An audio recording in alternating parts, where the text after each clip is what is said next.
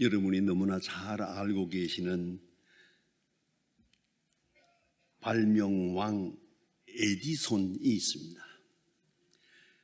그 토마스 에디손은 젊은 시절에 청각 장애자가 되었습니다. 쉽게 말하면 귀머거리가 된 겁니다. 그러나 그는 낙심하지 아니하고 열심히 공부하고 연구하고 발명하고 해서 우리가 아는 대로 세상이 다 기억하는 발명왕이 되었습니다. 지금 우리가 이렇게 밝은 빛을 보고 있습니다만 이 전기, 이 전등이 바로 토마스 에디슨이 발명한 것입니다. 이렇게 불행한 가운데 있었지만 그는 낙심하거나 절망하지 않았습니다. 열심히 그 불행을 딛고 한평생 일해서 많은 사람에게 혜택을 주는 1000가지 이상의 발명품을 만들어 토마스 에디손의 박물관에 가보면 참 며칠을 두고 보아도 신기한, 좀 빠져들 만큼 아주 재미있는 그런 많은 것들을 옛날 전부 손수 만드는 때니까 이렇게 만든 그런 흔적을 볼 수가 있습니다. 오히려 말년에 그는 이렇게 고백합니다. 잘 들어야 될 것입니다. 참으로 감사한 것은 내가 젊은 날에 귀머거리가 됨으로써 연구에만 몰두하게 되고 잡음이 들리지 않았다는 것이 나로 하여금 오늘이 있게 했습니다. 청각 장애는 나에게 많은 도움이 되었습니다. 많은 것을 생각하게 합니다. 인간의 특기라는 게 뭡니까? 생각하는 능력입니다. 그래서 철학자 데카르트는 말합니다. 너무나 유명한 얘기죠. I think that I am. 내가 생각하니 내가 있다. 내가 생각하니 내가 있다. 생각하면 있는 것이고 생각하지 않을 때 인간이 아니죠. 자, 여러분 깊이 생각해 보십시다.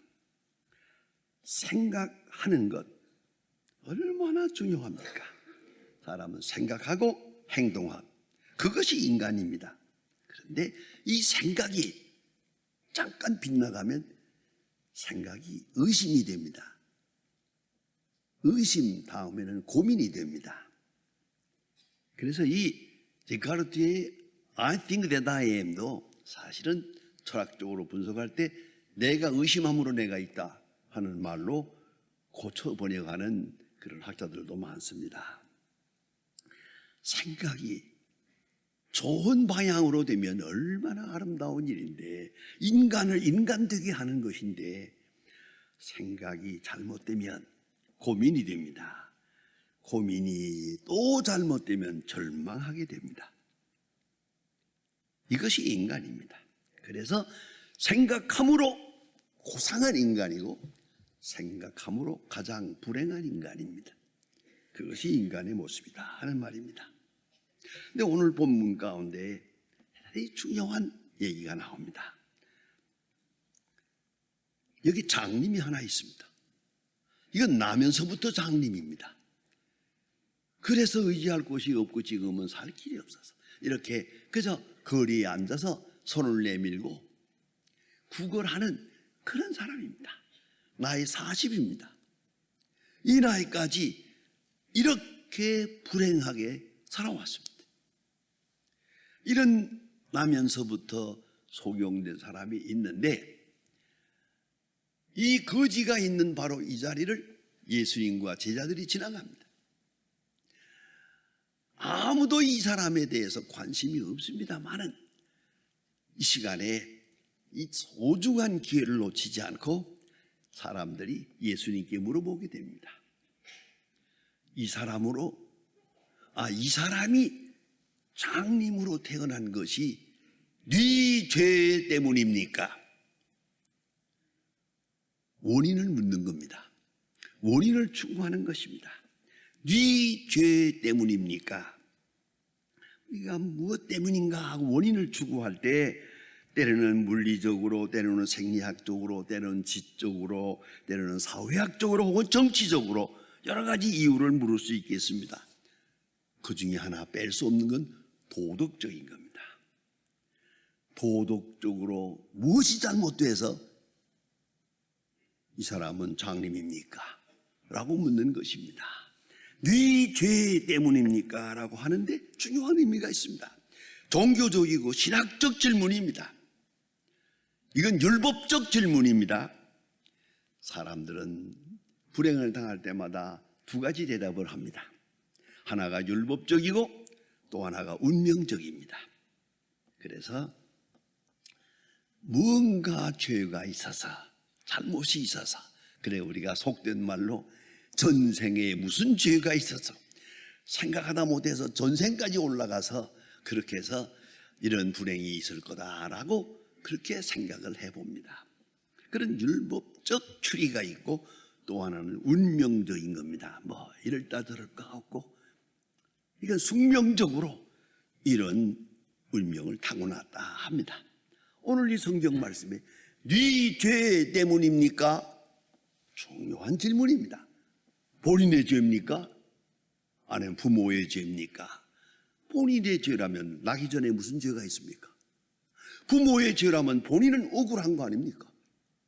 본인에게는 그처럼 불행한 일이 없는데 어찌 이런 일이 있습니까? 대단히 질문한 중요한 질문입니다. 이 사람이 장님으로 태어난 것이 네 죄 때문입니까? 오늘 나의 불행은 네 죄 때문입니까? 오늘의 우리의 현실은 누구의 죄입니까? 누구 때문입니까? 라고 우리는 묻고 있습니다. 예수님께서 오늘 본문에 대단히 중요한 참 희한한 대답을 하십니다. 아주 은총적 대답입니다. 부모의 죄도 아니고 본인의 죄도 아니고 하나님의 하시고자 하시는 일을 나타내고자 함이니라.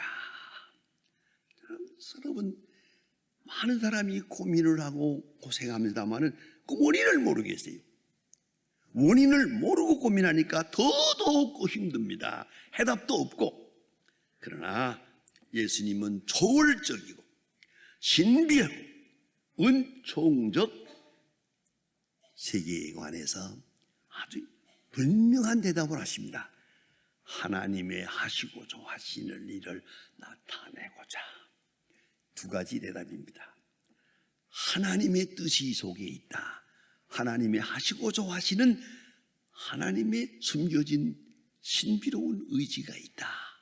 두 번째, 나타내고자 함이니라. 그것을 위하여 이 사람은 오늘까지 인생으로 말하면 불행한 것 같아도 40년 동안을 이렇게 시각장애자로 살아왔느니라. 그러나 이제 말씀하십니다. 이 속에 또한 신비로운 대답이 하나 있습니다. 그것은 과거의 문제가 아니라는 겁니다. 부모가 잘못해서 본인의 과거가 잘못돼서 죄 때문에 형벌로 그렇게 해석하고 계시지 않습니다. 과거 때문에 불행이라고 하는 현재가 있다. 그렇게 말씀하고 계시지 않습니다. 예수님의 대답은 너무 놀랍습니다. 미래 때문에 하나님이 하시고자 하시는 일을 나타내고자 하시는 미래적 큰 구속적 역사 때문에 오늘 이 사람의 이 불행이 여기에 있다라고 말씀하십니다. 여러분, 비근한 예로 생각해 보십시다. 죄수가 감옥에서 고생을 합니다. 10년, 20년 많은 고생을 합니다. 뭘 생각해야 되겠습니까? 내가 그때 그러지 말았어야 하는데.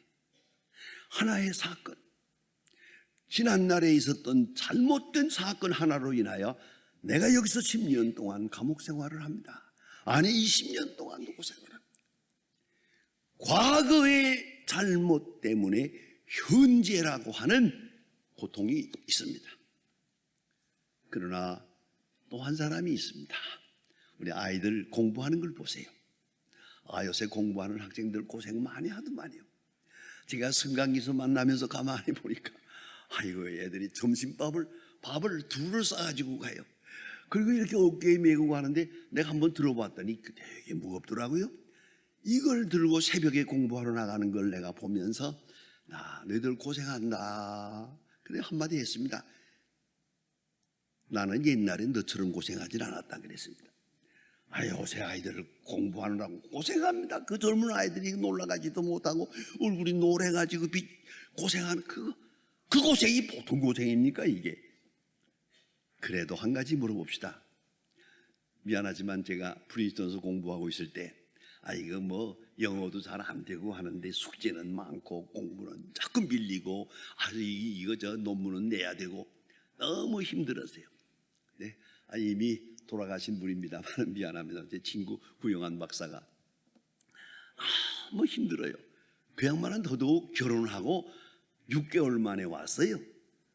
그러니까 그 마누라 생각도 나고 여러 가지로 힘들어가지고 그 현실을 이기기 어려워서 종종 밥 먹을 때 잠깐 만나면 그래요.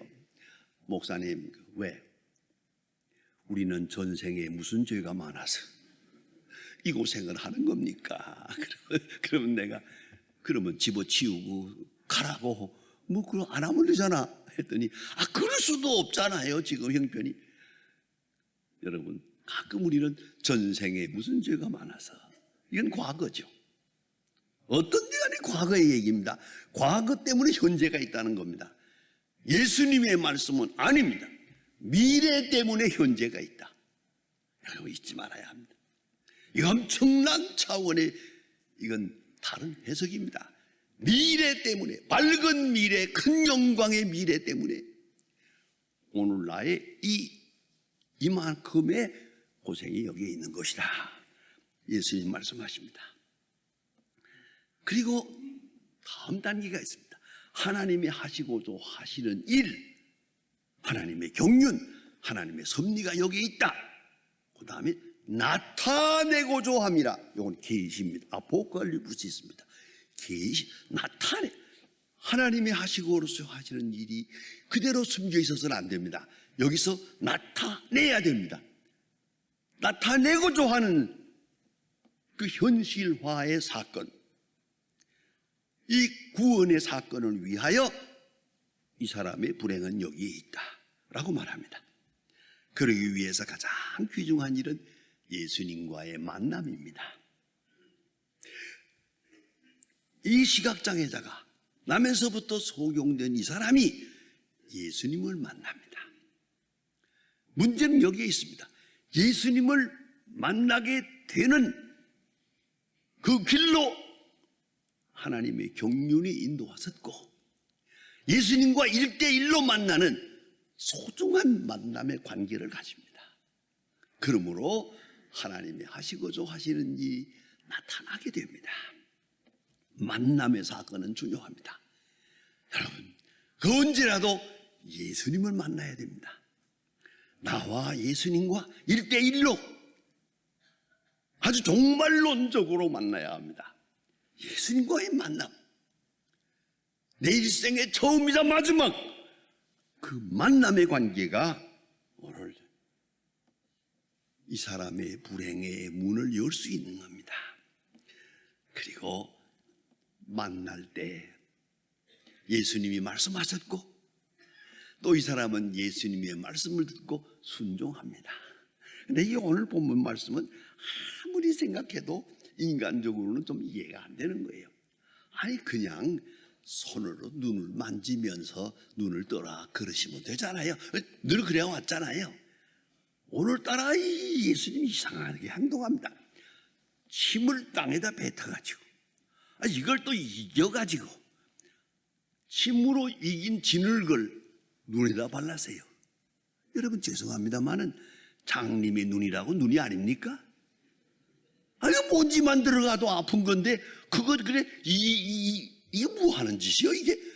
이래놓고 떡 발라놓은 다음에 나는 이 사람이 이것까지 참았다는 거 용하여 나 같으면 안 참아요. 그렇잖아요?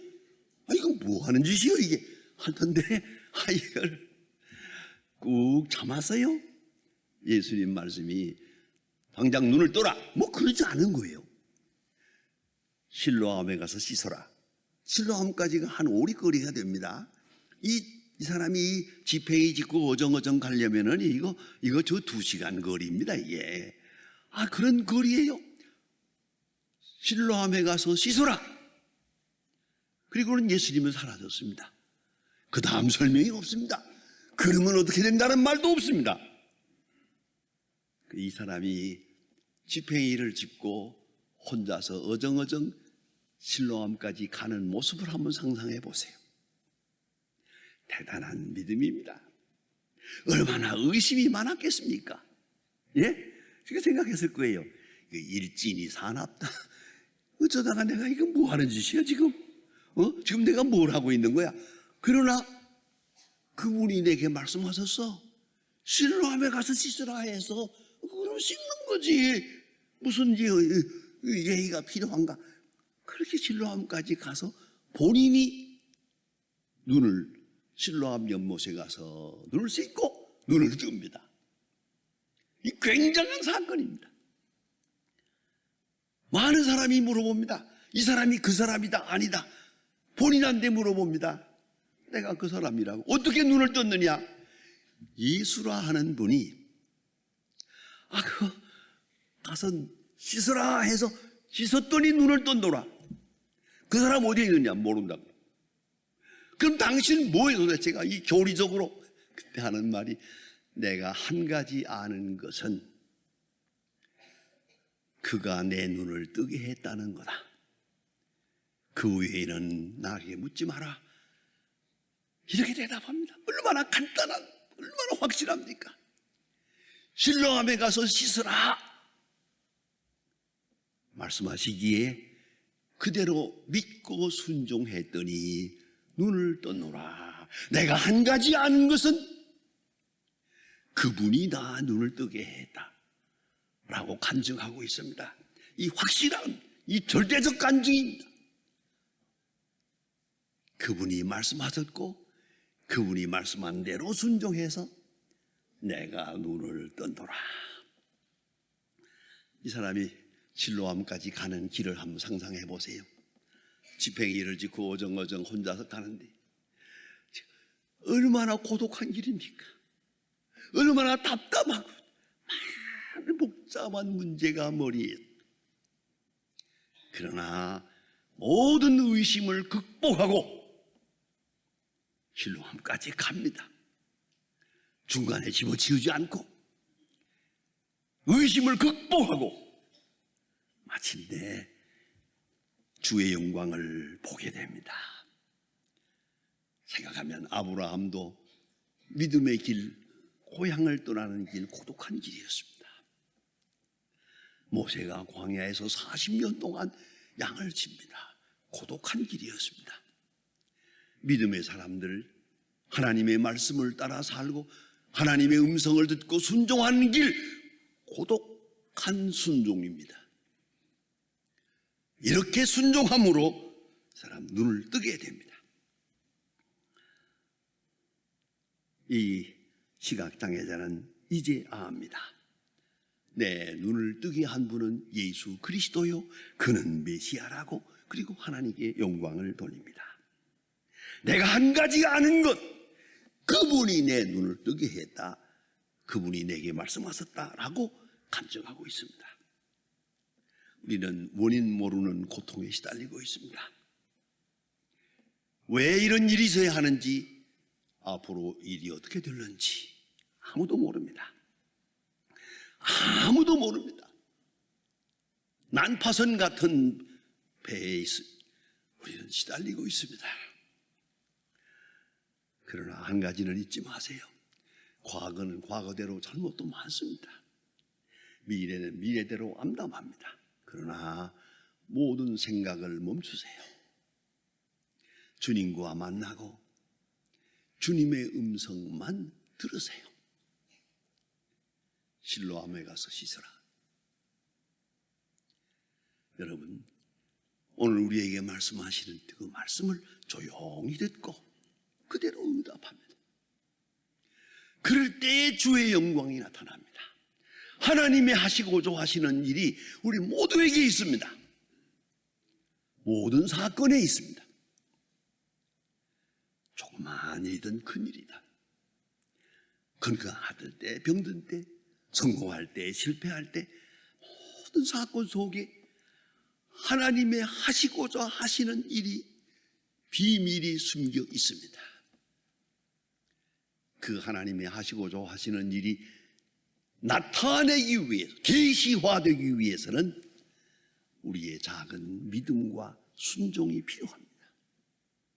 여러분, 오늘 불행을 더 이상 남에게 묻지도 말고 나 자신을 탓하지도 마세요. 하나님의 하시고자 하시는 일이 여기 있음을 믿고 조용히 말씀에 순종할 때 주의 거룩한 역사는 나타날 것입니다. 기도하십시다.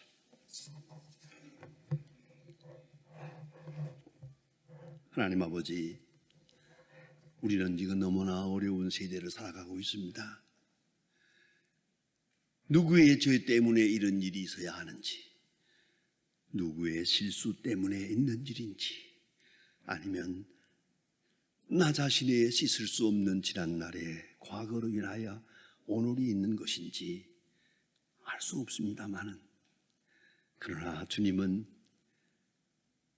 저 나면서부터 소경된 한 사람을 놓고 하나님의 하시고자 하시는 일이 이 사람에게 있다고, 이 현실 속에 있다고 말씀하신 귀중한 말씀을 들었습니다.